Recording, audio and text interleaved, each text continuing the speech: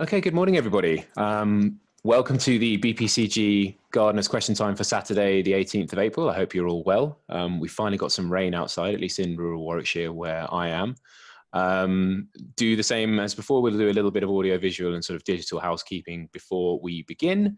To those of us that have just joined, when you enter this Zoom meeting, you will be automatically on mute and whatever the equivalent is for video. So if you would like, if you want to take yourself off mute or you want to display your video, you can do that yourself. But if you're talking and wondering why people are not responding, it's because you automatically come in on mute when you join the meeting. Start off by just saying thank you very much to our panel, to Chris and David, and thank you all who are watching for joining us this morning. We're going to start right off with a question. I've got a question to begin with from Amy Thompson. Oh no, hold on, from Melanie Carew, who I don't think I can see in the audience right now. So I'm going to read the question out for her, and it is about compost, specifically food waste. I think this is something that is certainly for people living in London is super relevant, because although you may not have space in your back garden, you may not have a back garden at all, there is always composting sort of available in terms of food waste, because everybody produces it, everyone's got to do something with it. The question is, so I was collecting food waste, no meat or fish, for a friend's compost heap in a bucket with a lid. However, he said he no longer wanted it, and so I have a bucket which is full of rotting food and has been in my front garden for about 8 years. That is a very long time. I don't think that is a typo, because of the next sentence. It is reduced in volume by about half, is very liquid, and I have looked at it for the first time in about 2 years, and it is bubbling a bit. Gross. Can I put it on my pots? Will it revive or kill the plants? Yeah, so food composting is obviously something that is available to everyone and is almost in some cases a necessary solution rather than it clogging up your bin. The first question I think is always, how badly does it smell? Well rotted compost that is sort of on its way to being broken down to the nutrients that plants need, rarely smells super bad. If the compost is particularly slimy, if it's bubbling, it probably means that it's got a little bit too much moisture in there and not enough air. So anaerobic fermentation has been going on, and you're basically, some of the stuff in there has started to ferment. If it's super slimy, very liquidy, and smells awful, then no, I would not recommend putting it on your pots. Certainly not stuff that you would have indoors. My immediate recommendation is you need to get some brown waste in there. So things like chopped up woody material, if you've got sort of branches and twigs and stuff that you need chucking out, shredded paper, cardboard, that sort of stuff to go in there as well. I can't remember off the top of my head what the sort of the normal ratio is, but when you're composting just sort of straight garden waste, you want most of it to be green stuff, but then a little bit of it to be brown stuff. So woody material, wood chip, straw if you can get it, rotted paper and stuff like that. So if it's super slimy and it smells bad, then I wouldn't recommend putting it on your plants. I would get some other stuff in there first, or add it to another composting thing. If it is not too bad, if it's well rotted down and it doesn't stink, then yeah, you're probably going to have more luck with it. Does anyone on the panel want to? Yeah, I mean, I think there are some basic things to understand here. When you are composting, what you are trying to do is to encourage aerobic bacterial activity.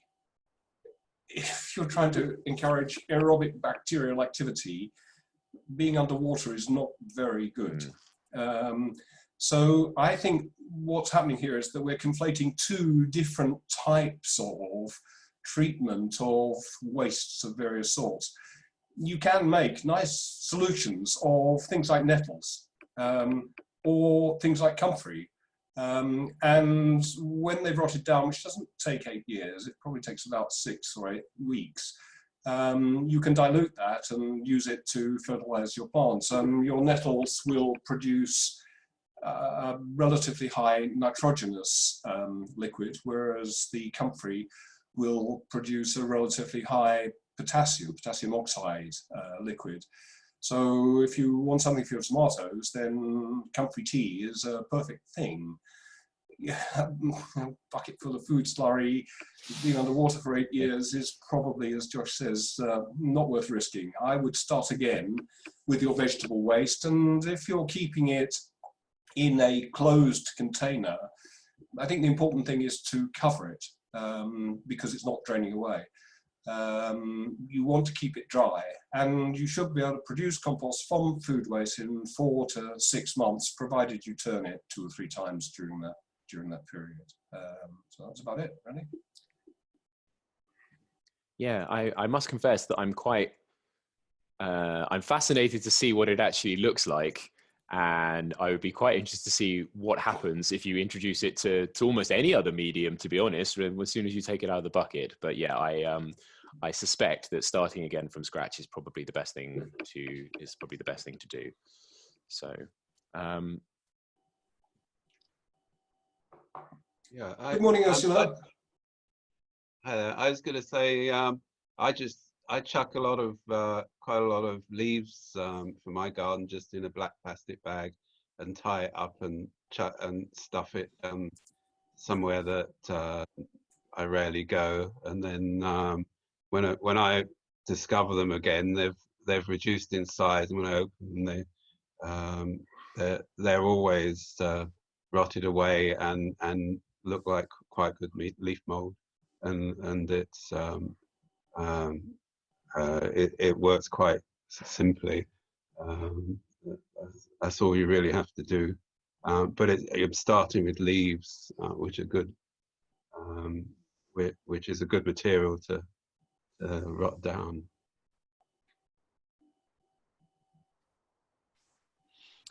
Right, so I actually have a question from Kate. We're hoping that Kate is going to be able to join us from BPCG, but considering, well, looking out my window, it is pretty gross out there. Actually, it's raining quite steadily. I'm not sure what it's like in London right now, so we may not be. They are planting the nerines outside at the moment. Right. Yeah, just whether or not she can get through to us and give us a demonstration if it's out in the rain. So I'll go straight into her question on her behalf. Kate says, I snapped a flowering stem off my orchid this week. It has 2 leaf nodes on the stem. Will I be able to propagate new orchids off of this stem? I have ordered and received some sphagnum moss. Once I've laid my stem cutting with the 2 nodes on it on top of the soaking wet moss, where should I place the cutting? In a warm propagator around 25 centigrade? Should it be dark or just without direct sunlight? She doesn't know the variety as it belonged to her mum. Is it worth using charcoal or something on the cut end to stop fungal infection? Shall I start on that one? Yeah, so a lot of questions there. Go for it, David.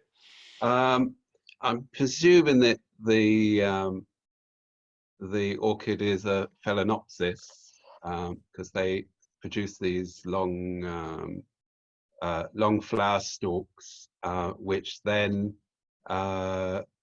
remain alive, and often new flower stalks grow out of them, so you shouldn't cut them off. And also sometimes new plantlets grow from them. Whether it's the degree to which you'll be successful in propagating from it depends on what's on the flower stalk. If it in the areas where there've been flowers, so you can see at the nodes there'll be scars where the flowers have fallen off. It's unlikely to work. But further down, closer to the plant, typically you'll find that when you look at the node, there'll be a tiny little bud, and that bud may turn into another flower stem, so it may branch, or it could turn into plantlets. So that's a good candidate. So if you cut that about 1 inch either side, and then lay it down on some sphagnum moss and keep it humid and at room temperature or warmer, and then probably forget about it because can take quite a long time. You have a fairly good chance, but not guaranteed. And because it can take 2 or 3 months to happen, going moldy and fungus is a problem. So probably stick the ends, but not the actual node. The cut ends in cinnamon or something may help, or it might, it's potluck really where the fungus gets hold. I think the commercially these plants are propagated using tissue culture. So I guess the tiny buds are taken off and put in culture. But to do that, you need scrupulous hygiene and positive doing positive pressure, fume cupboards and things, so what you call it, but with a lot of sterilizing agents at each step in the process. So the thing that's works against it being successful is that it takes a long time and it may well get diseased before it works.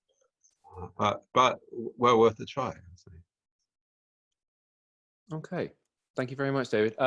David, you've got a question from another BPCG volunteer? Is that right? And you've got some photos to show as well. No, it isn't, but it's one that was sent to me, and I'm in the process of answering, so I'll answer on here. Okay, fantastic. Would you mind sharing your screen and then you can show us the photos? Yeah, could you read out the question, because I don't have it in front of me. Sure, no problem.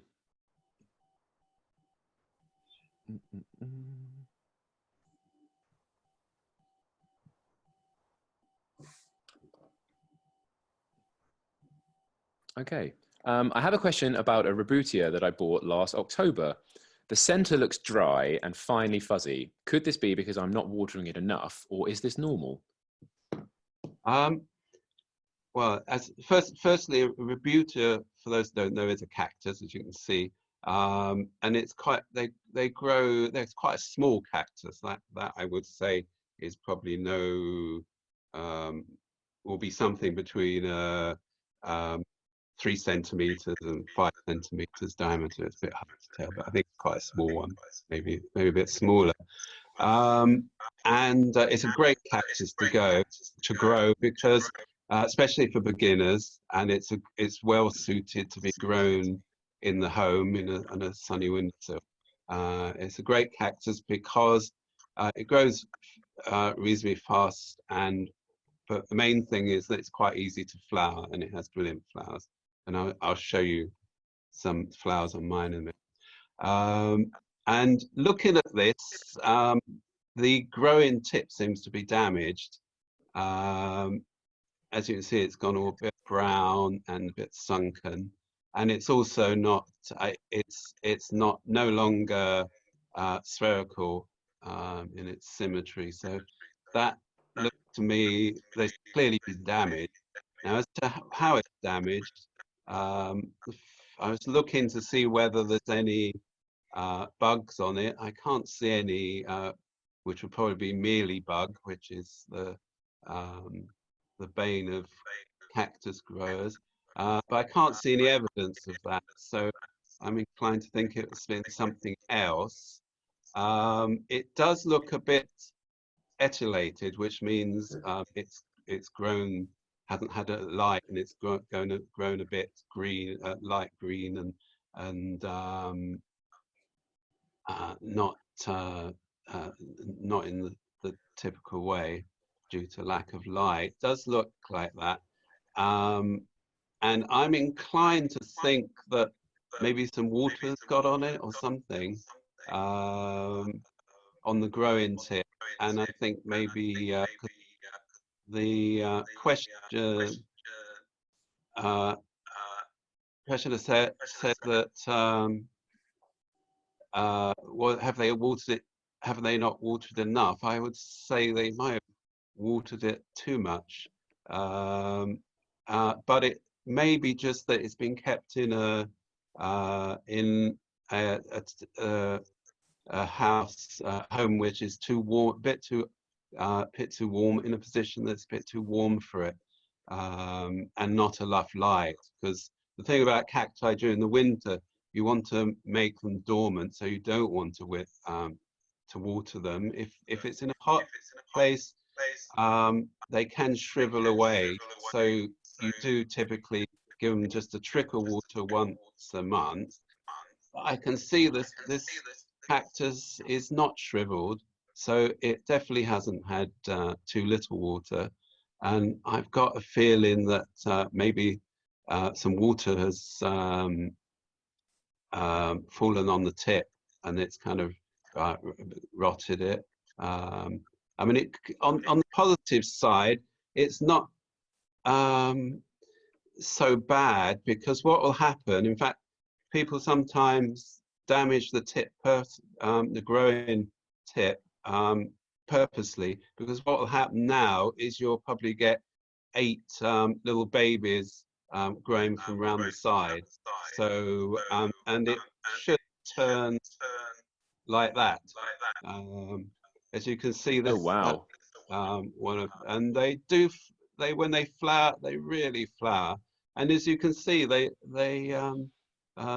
depends on the species, but a lot of the species very readily produce all these pups, and you can see that plant is so in need of repotting, because it's really hard to water the thing. And in fact, that's how it ended up. So you see, it totally disappeared. The plant disappeared under flowers. So I really recommend growing these plants if you're interested in cacti, and that you have a sunny window ledge, because that's all you need. But they do they do grow better if you can give them the rest in winter time, which means you withhold water from them and you put them in a place where they don't dehydrate too much. They will shrink a bit, that's normal. But it's good if it's a bit colder than room temperature. So if you have a spare bedroom that's not used all the time, and you can put it near the window, so it goes a bit cooler at night, that would be good for it, and it would help it convince it to start producing buds for spring over winter time, and then when spring comes, you'll hopefully get some flowers on the thing, which takes me on to this time of year, and maybe it's certainly time to give cacti and succulents their first watering if you haven't done it already. Generally, the first watering, I usually kind of just give the plant a trickle in order to give it the idea that it should be start to grow in its roots and start hydrating again after winter, after the dry season. And then probably maybe a week, if it's warm weather, a week later, give it a full watering, depending on the weather and depending on whether it's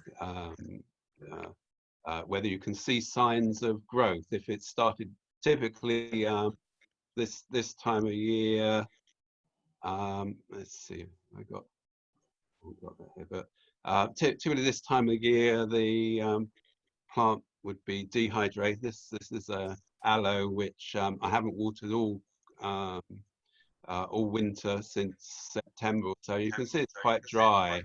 So if you were to dunk that in water, I'd risk it rotting, because the root won't be active enough to soak up the water and start hydrating it. So first watering would be a half watering, and then I'd give it once once I can see it starting to plump up, then I give it full watering, and then hopefully that will swell up and get growing again.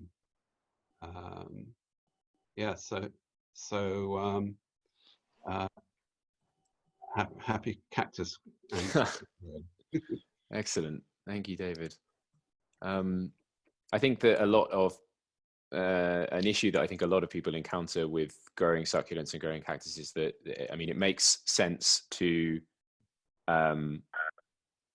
you put them in a sunny window, and that makes perfect sense. If you live in a house in London that was built in sort of the latter half of the 20th century, the tendency that builders at the time was to put radiators under those windows. So all through the summer, it's happy as Larry. And then when winter comes and it's still getting a little bit of light, but should really be experiencing colder temperatures, obviously your central heating starts kicking in.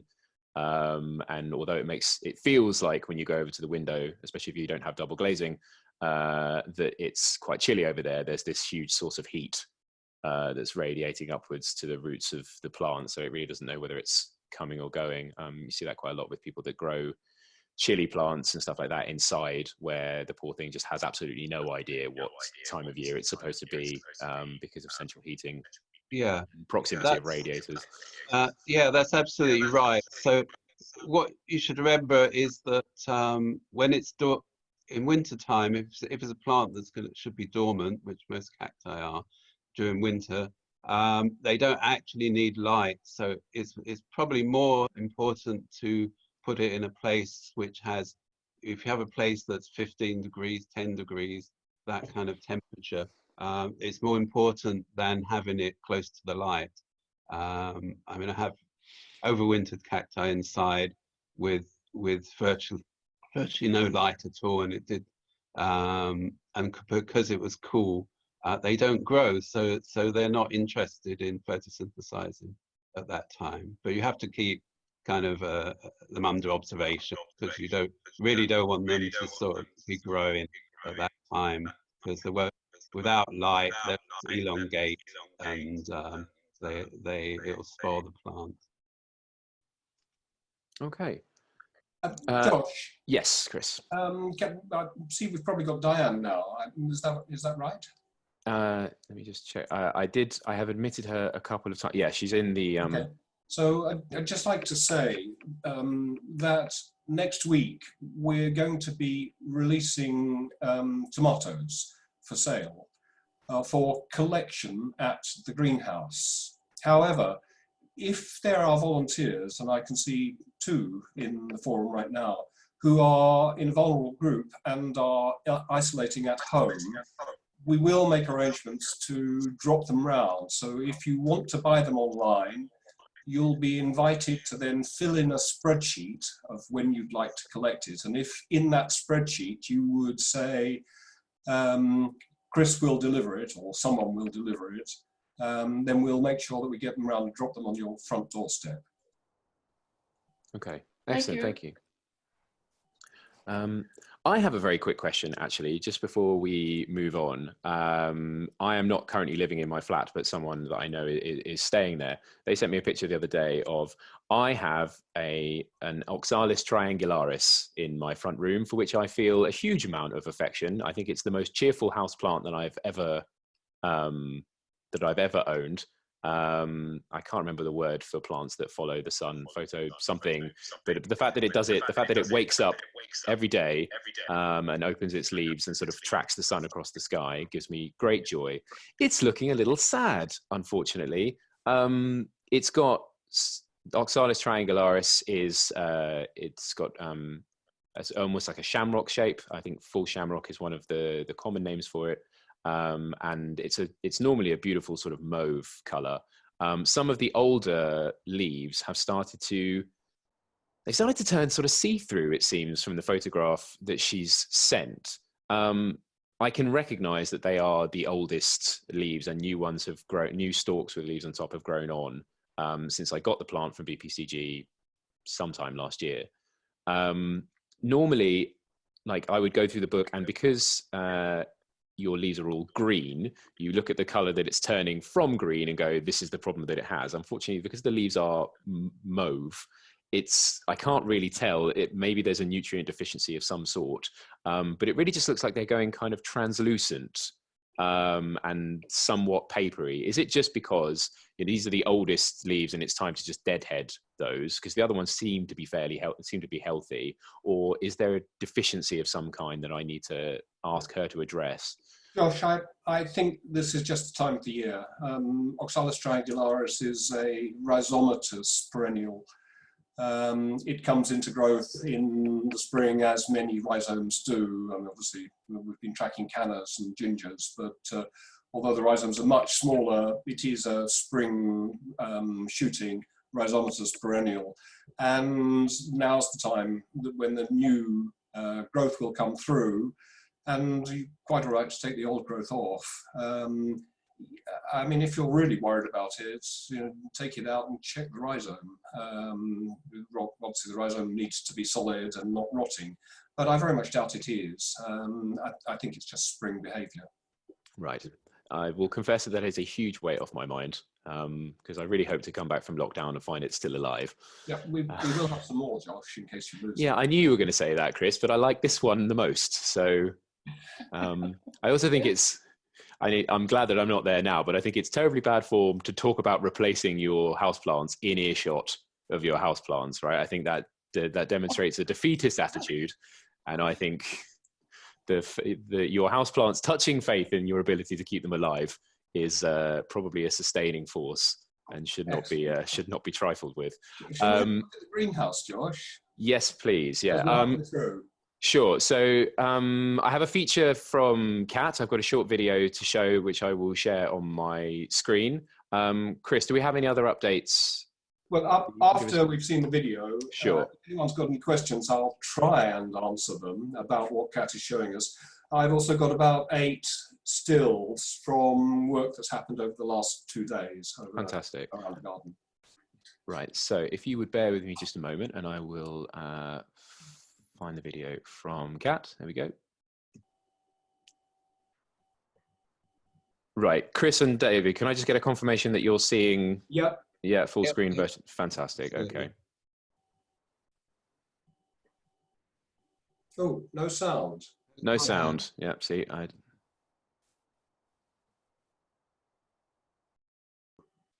bear with me just a moment.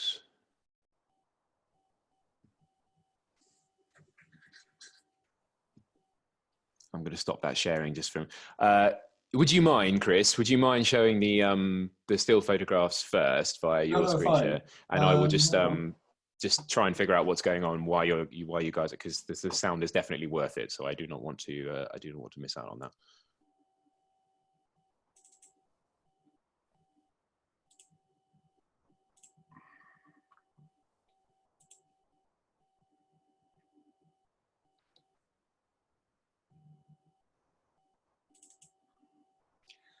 All right, can everybody see that? No. Yeah. Oh, right. That's David.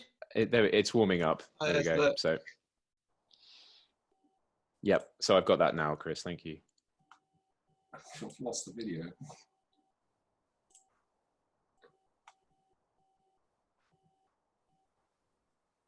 Well, I can't see it, but you all can you? No. So we're yeah. So we're looking at your screen, Chris, but right. Yes, hang on. the photos are yet to load. All right. So these are a series of photos that Kat has taken in and around the forest. You can see these are white currants, which are just forming now. And this is in the herb garden, in the kitchen garden. The whole kitchen garden has been planted out over the last 2 days, and it's going to be full of salad, as you can see. Is that 2 meters? More or less, I think. But we really have had a skeleton crew working across the garden this week. We've also moved some of the succulents down to the old passive greenhouse. They're beginning to find a home down there. That, I think, is apple blossom, isn't it, in the woodland? And Kat's also had a team, or one person, working on the fern bank, which was getting pretty weedy, but is, as you can see, looking particularly nice at the moment. Yes. Those are setting pears in the forest. So we're going to get a fruit harvest later. And that, I think that's apple blossom actually, isn't it? I'm not, the other one may have been something else. And some radishes that we've harvested out of the kitchen garden already. So we're already producing salads from the kitchen garden. That's about it for the new photos. Right, well, let me see if I can have a try again at showing the video from Kat. I suspect that what it is simply that because I'm wearing my headphones, it's routing the sound through that first and then not to Zoom. So I'm just going to quickly disconnect. We'll see how that works.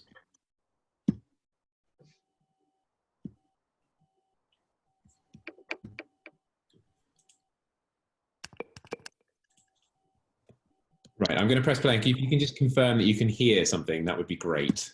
Kitchen gardeners. Here are the So these are the wasabi peas, so the ones that are good for shady places, which we'll be planting out soon. They're looking good. These are our two varieties of tomatoes, Resist or something tomato and Red Albert. So these ones here, looking nice. These are our tobacco plants as companion plants, coming on well, needing to go out as well. We have salad. So this is the lovely red one, the Senorita. I'm not quite sure what this is doing in here, but anyway. More left in my pockets. And we have the green little gems. So we got some other nice salads to go out.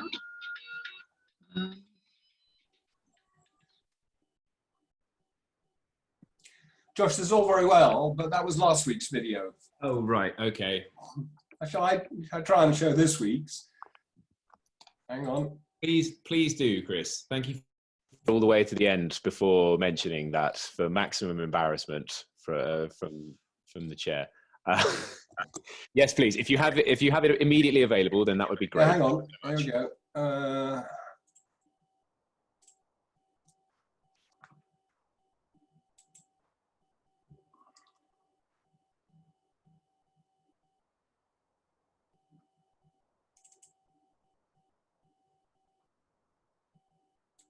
In my defense, the initial slide looks exactly the same. It does. Okay, we ready? Have you got sound? It doesn't. I don't think so, Chris. You want to play again, and we'll just see. Right. What do I do? No, we don't know. That's a good question.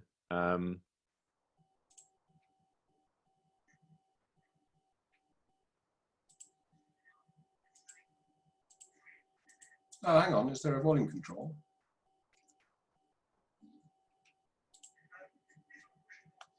Got sound now? It's very faint. There does seem to be sound playing, but it is very faint, Chris. I wonder if it's an issue. Can you turn the volume up on your own machine, perhaps, or? Okay, I'll talk over. Otherwise, you're going to have to. So Yeah, you're going to have to do a simulcast. Section, basils, various sorts, mints. This is the remainder of the ornamentals. So the daffodils are at the ends now. And here we've got, I couldn't quite see what those were.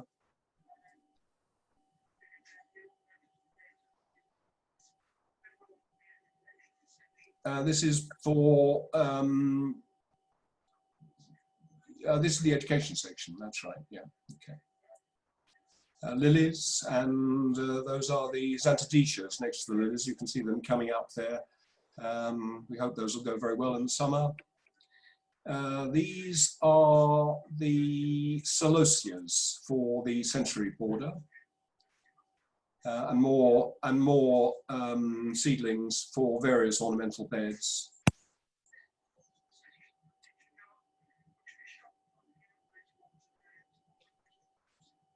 So this is the bit that was in last week, the kitchen garden.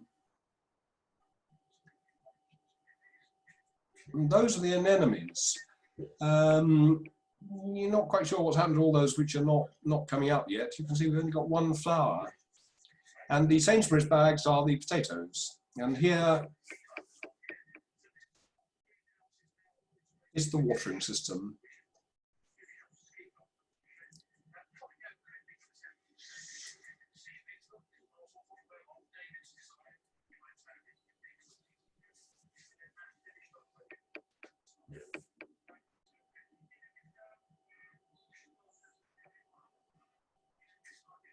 So these are the tomatoes which we're not releasing. These are 3 weeks behind.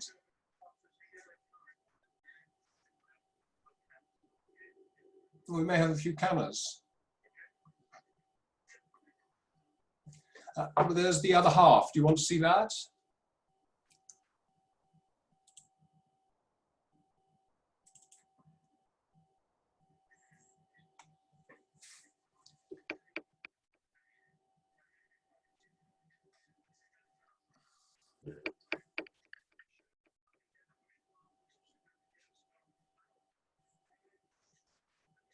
Just a few more tomatoes. And we've emptied the mid propagator. We're about to put plants in there to bring them on. These are still the hot propagators. We're almost at the end of the hot propagation season. We've done all the tomatoes, all the chilies, all the canners, but we are starting some seedlings, and there are a few more tomatoes being boosted in there.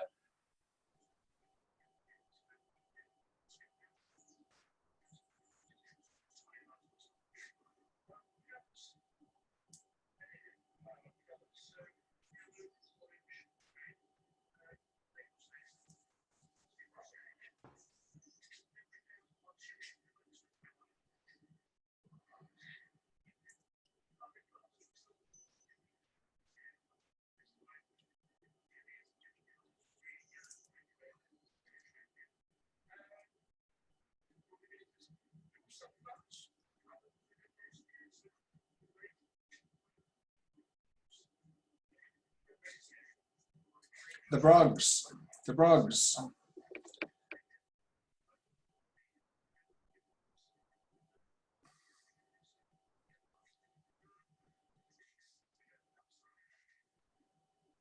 And various stuff for planting out and around.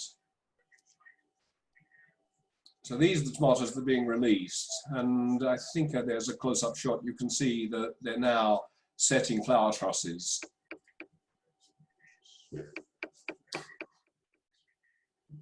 That's it for this week. So it's cat.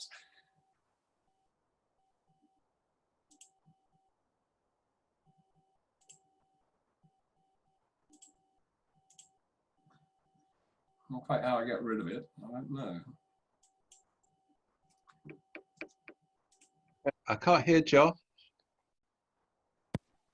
There we go. I should be back now. I can hear you now. Cool. Thank you very much. Stop sharing the screen. You should just have an option down to the bottom if you move your toolbar around. Although, as chair, I think I can kick you out. Stop sharing. So there we go. Ah, here we go. There we go. There we go. I have control of the vertical and the horizontal. Poor chairing on my part there. Kat's videos are really rather good. Move over Alan Titchmarsh. Yeah, she presents very well. So as I was saying before, I will, you'll be able to watch both of those videos through the page on the BPCG website where this video is eventually uploaded, and via the BPCG YouTube page. And next week, I will do a much better job of being prepared if Kat does another update, so we can all watch it with the sound, because it definitely is worth it. I think I have a sort of a follow-on question for that, and based on what you said earlier about now that we have developed a delivery and pickup solution for those tomato plants, anyone who is watching at home that has plans or has already purchased one or is about to pick them up or is going to purchase one off the back of your amazing plug, what's the first thing that they should do when they get them home? Yeah, the tomato plants that we're selling are all bush tomatoes, so they're really easy to grow, no pinching out required. They come in 2-litre pots, and you could leave them in that 2-litre pot their entire life, and they will produce a reasonable amount of tomatoes.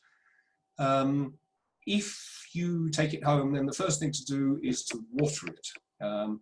Each 2-litre pot needs about half a litre of water once a day if it's inside. So pop it in the sink, tip half a litre of water in it. Quite a lot will come out through the bottom, but you want to soak the compost all the way through and let it drain out before you put it wherever you're going to put it.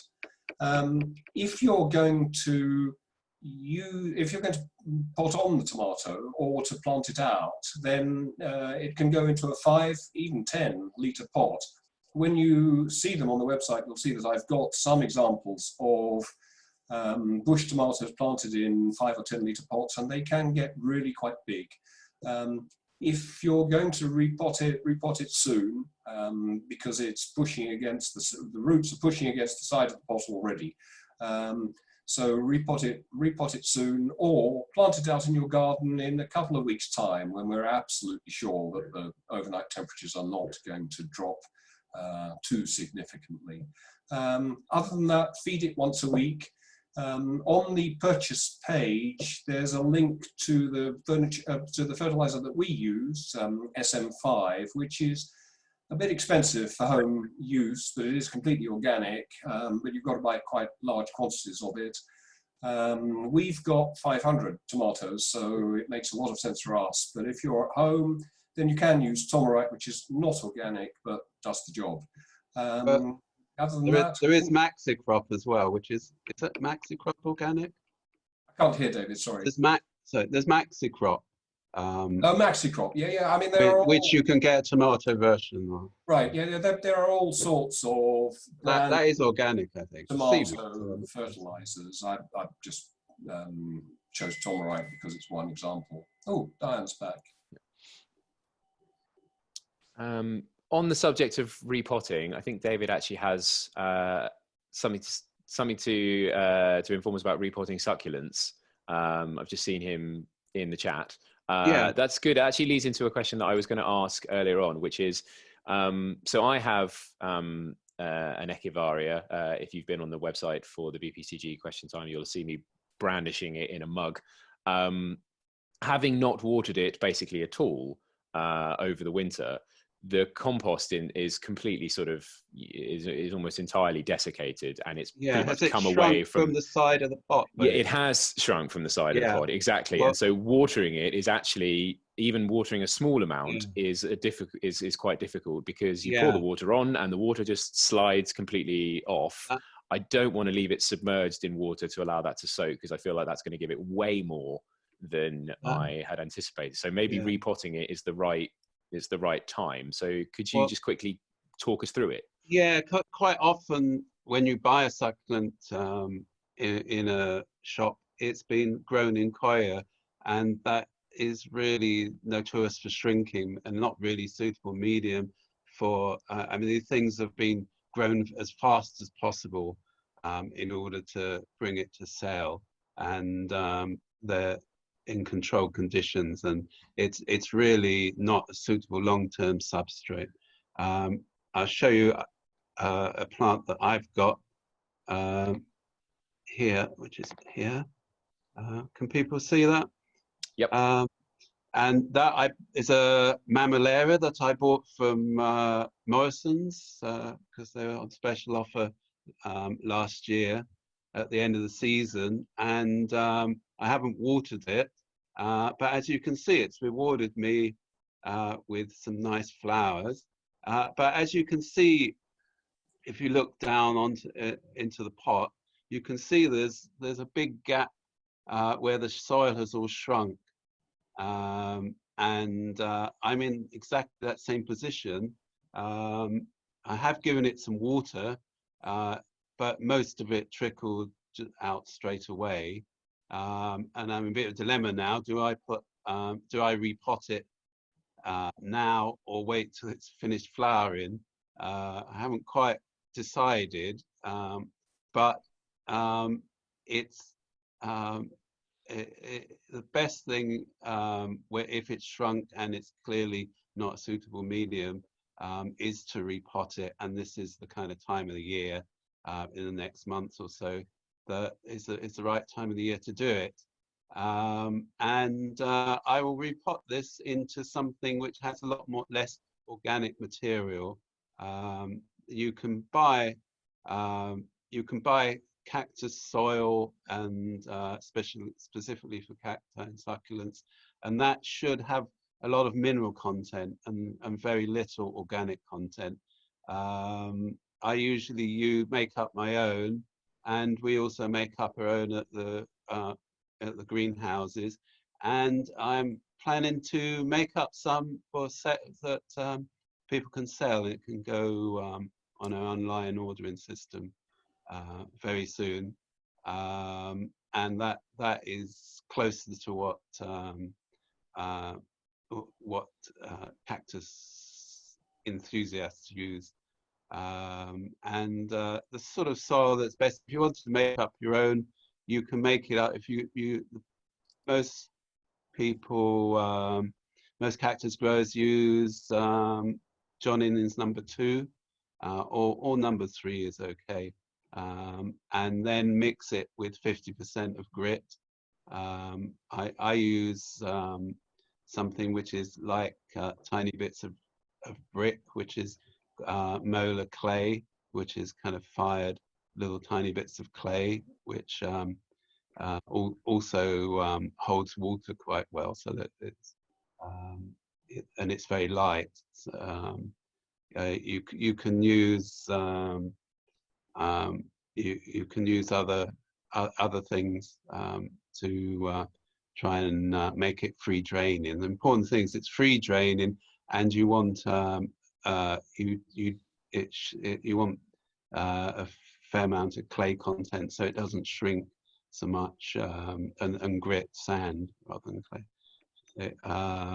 so that it doesn't shrink when it dries out. Because when you water a cactus, you really shouldn't water it again until it's fully dry, or maybe if it's growing and it's very warm in summer, till it's mostly dry. But to be on the safe side, let it dry out and then give it a good water in. But that won't work if it shrinks every time.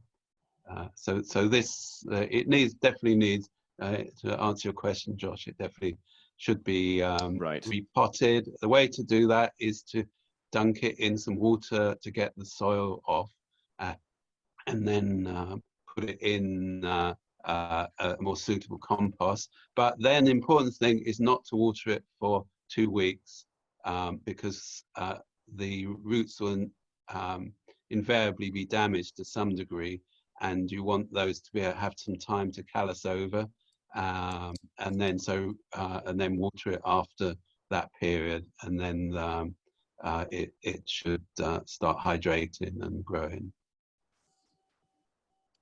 Okay, excellent. Thank you very much, David. I think just as we've got, I'm going to stop your sharing as I can. Just before we draw to a close, we've got about just under 10 minutes left. So if there is anyone watching at home that has a question that they would like to share, please just to drop it in the chat function, and we will read that out. But in the meantime, I thought I'd just give you a brief update of a lot of the online activities that are still available via BPCG. Our workshops are still continuing. You can still purchase tickets to them online via the BPC website. With their Sally Ramsden is actually offering free sessions to BPCG volunteers of her online mindful yoga. You can find, if you go to the BPCG website, the very first post that you will see is this weekly update, and that has the details. Our fermentation workshop with Yelena is running on Saturday the 21st, I believe. You can also, if you would like, you can catch up with Yelena. She was a guest on the Lecker podcast, Lecker, which you can find at podfollow.com/Lecker, Lecker, talking about fermentation, specifically the history of fermentation, and Yelena's heritage in that, which is a really interesting listen, and I would thoroughly recommend it. As I say, so tickets are still available to that fermentation fun workshop if you would like to take part. We talked a little bit about tomato plants, but we are also selling local honey online. You can still, it's selling quite fast actually, but there's still honey available, and you can order that online. and pick that up using the same system as the tomato plants. I think we've been talking about sort of the ideal setup for that is to, if you've got lots of things that you would normally be purchasing from BPCG around this sort of time, buying them all in bulk, and then, bending your daily exercise trip to include us on your route. If you've got kids who are getting dreadfully bored of being stuck at home without any outside time, then it's a very useful trip to come over to us. You won't have to get within 2 meters of anybody. We'll be practicing appropriate social distancing for picking up the products.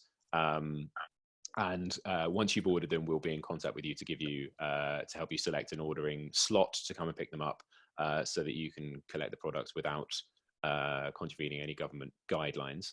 That is everything from me. I'd quickly just ask the panel if they've got anything else that they would like to share before we call it a day. No, I'd just like to thank you for sharing. Thank you very much, David. I was going to say everyone for participating. Yeah, and as I said last week, although it is wonderful to hear your questions and to be able to answer them, and I think especially I know the weather outside is rainy and we definitely needed some, but it looks set to improve for the next week. We're supposed to have sunshine again, so there's more and more opportunities to get outside if you're lucky enough to have private garden space. But with all that said, part of the reason for this, the question time forum kind of existing, is also to be able to just interact with volunteers and people from BPCG that you would anyway, right? If you are missing being able to come to the greenhouse and being able to just be a part of the community, it's a huge part of what we do, then this is a forum to hopefully scratch that itch as well. You don't have to have a question or any kind of extra academic interest in attending. You can just be here, and hopefully it's a nice and welcoming space for you. I think that is everything. I appreciate that we are 5 minutes ahead of time, but if Josh, yes, can we ask people in the audience to just give us a brief update on how they are? Ursula, how's the garden? Mine, I managed to get rid of the canna, by the way, that you gave me. I sawed the roots, and I kept 2 pieces which are now in pots, and the rest are just disposed of. And it's a bit scrappy, so I will need to be going up to buy some things, but I have sort of backtracked a bit on my isolation, so I am taking walks, so I'll be able to collect my own stuff and maybe see you then. Any sign of the ginger yet? Well, the ginger always grows, but I don't get a flower. Right. Well, and my Xantha this year, the black one that you gave me that was so spectacular last year, hasn't made a reappearance. I left it in the ground. Yeah. And it hasn't made... This year, Ursula, there'll be no excuse to, because you'll be home. You'll be able to water it every day. That's great. Are you okay, though? You're still surviving in lockdown. Nice talking to you. We're really looking forward to being able to open up a little bit. So it must be absolutely terrible. I'm not going out very much, but you're not going out at all, are you? Well, yeah, but I sort of decided it was stupid to be in a sterile atmosphere, because when I would eventually get out, I'd get everything. So now I do the walk. Yeah, great. So I can walk. I don't know if I can hear you, Diane. No, she's not. Well, she's not. I have just taken her off mute. So. And can you speak to us? All right, let's try the others. I'm not quite sure who Joy is, but you want to take Joy off mute and see if Joy's got anything to say.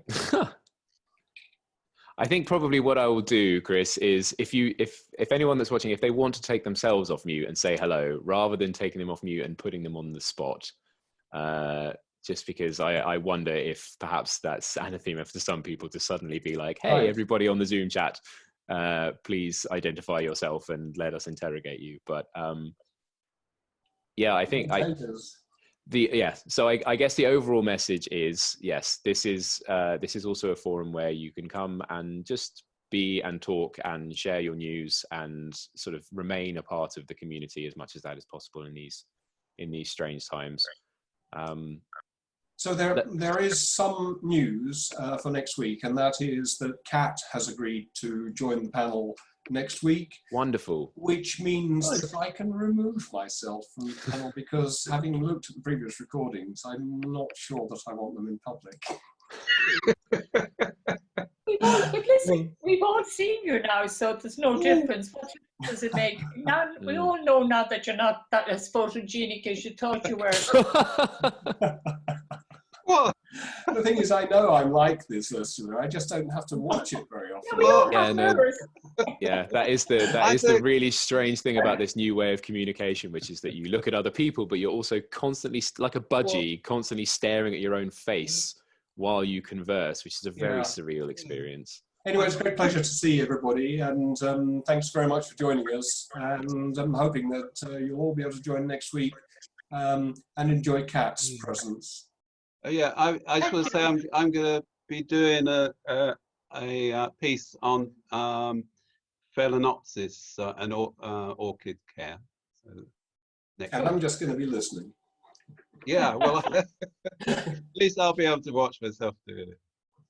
Fantastic. Right. Well, thanks a lot, everybody. Anyone, bye from me. Excellent. Yes. So stay well, everybody. Stay safe and stay positive. And we will see you same time next week, 11 a.m. on Saturday morning. Thank you very much. Thanks very much, everyone. Okay, bye.